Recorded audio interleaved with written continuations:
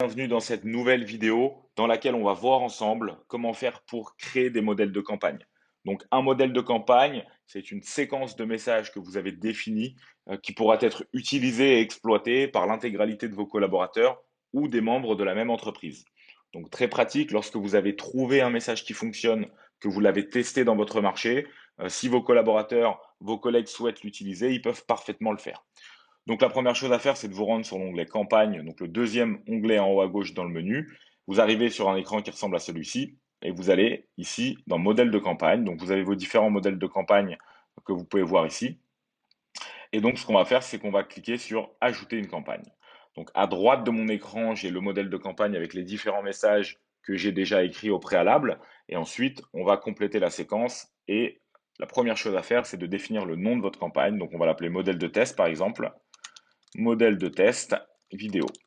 Ensuite, je vais sélectionner le type de campagne que je souhaite utiliser. Est-ce que c'est une campagne de connexion? Donc, ajouter des personnes qui ne font pas partie de mon réseau pour derrière leur envoyer à des temps différents des messages différents. Est-ce que c'est une campagne de messagerie donc, que je vais utiliser pour contacter via une séquence les personnes de mon réseau de niveau 1? Ou est-ce que c'est une séquence in-mail qui va me permettre de contacter des prospects qui ne font pas partie de mon réseau car ils ont un profil LinkedIn ouvert? Donc dans notre cas, ce qu'on va faire, c'est qu'on va choisir une campagne de connexion. Donc je clique sur campagne de connexion. Une fois que vous avez choisi le type de campagne que vous voulez utiliser, vous devez sélectionner modèle, parce que si vous cliquez sur personnel, vous allez créer une campagne pour vous.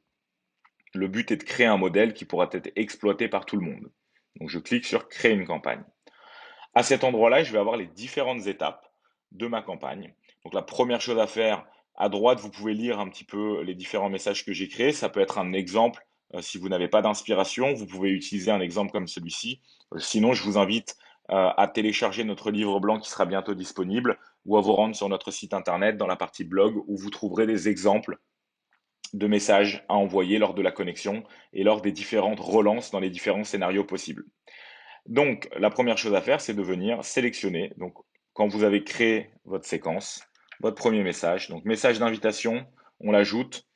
Si le cadran reste rouge ici, c'est parce que soit la variable de personnalisation n'est pas bonne, soit parce que l'outil pense, par exemple, si vous mettez des parenthèses ou des crochets, qu'il y a un problème au niveau de la variable de personnalisation. Mais lors de l'envoi, vous pourrez dire non, tout est bon. En fait, c'est qu'une parenthèse. Ne prends pas ça en compte et envoie le message tel quel.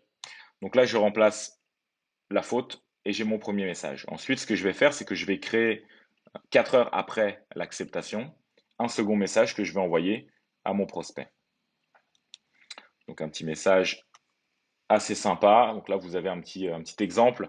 Hein. Donc on est par exemple une solution qui a créé un outil pour les experts comptables.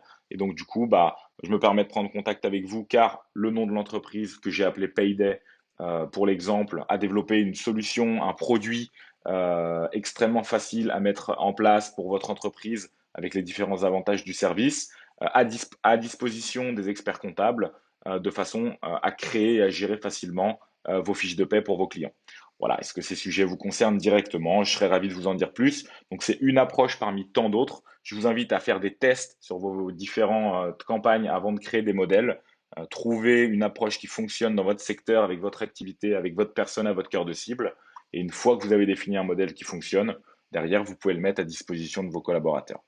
Donc ensuite, 4 heures après, le message d'approche a été mis en place. 2 jours après, je vais envoyer un autre message, donc un petit peu différent. Hop, et le dernier message que je vais envoyer 7 jours après, comme ceci. Nickel. Et donc là, vous voyez que cette case reste rouge, donc pas d'inquiétude. C'est juste parce qu'il y a des parenthèses ici.